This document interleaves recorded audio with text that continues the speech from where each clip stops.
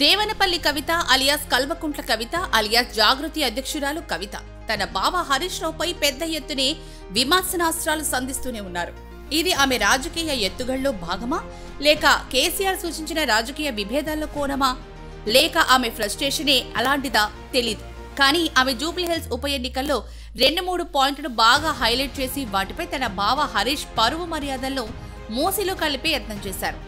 ఆపై ఆయన trouble shooter అన్నది కేవలం వి ప్రకాష్ లాంటి కొందరు పెట్టిన పేరే తప్ప అందులో ఎలాంటి నిజం లేదని తూర్పురా పట్టేశారు. కవిత సంధించిన విమర్శనాస్త్రాల్లో ప్రధానమైంది ఆయన తన తండ్రి చనిపోయి ఉన్నా కూడా నిర్వహించిన టెలికాన్ఫరెన్స్ వ్యవహారం. దీన్ని హైలైట్ చేసిన వారు ఆయనకు సంబంధించిన మైనస్ పాయింట్లను విస్మరించారని చెప్పుకొచ్చారు కవిత.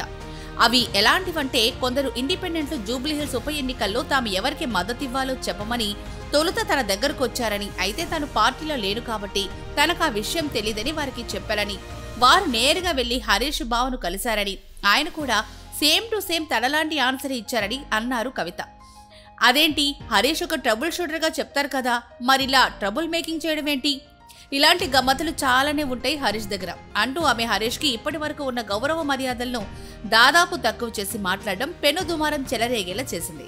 అయితే హరీష్ ని ఆకాశానికి ఎత్తేసే ప్రకాష్ అన్న మాట హైలైట్ కావడంతో ప్రకాష్ సైతం ఈ అంశంపై స్పందించారు. కేసీఆర్ కృష్ణుడైతే హరీష్ నిజమైన అర్జునుడని, అప్పట్లో పార్టీకి ఒక రూపు షేపు ఉండేది కాదని, నిధులు కూడా పెద్దగా వచ్చేవి కావని, అప్పుడు హరీష్ కేసీఆర్ నీడలో ఉండి అన్ని పనులు చక్కబెట్టేవారని, గ్రౌండ్ లో Harish poll management skills next level అని చెప్పుకొచ్చారు ప్రకాష్.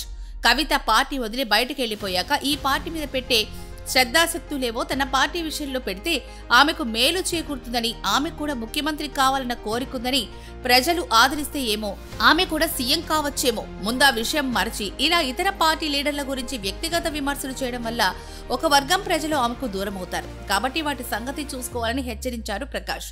ఈ ప్రపంచంలో ఇప్పటి వరకు ఏ రాజకీయ నేత కుమార్తెకు కూడా జరగని పరాభవం ఆమెకు జరిగిందంటే అందుకు కారణం ఆమె కాళేశ్వరం విషయంలో హరీష్ అవినీతి చేశారని చెప్పడమేనని అంటారు ప్రకాష్.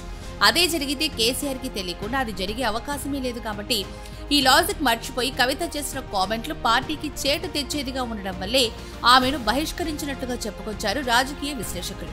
గతంలో పార్టీకి ప్రధాన కార్యదర్శిగా పనిచేసిన వి ప్రకాష్.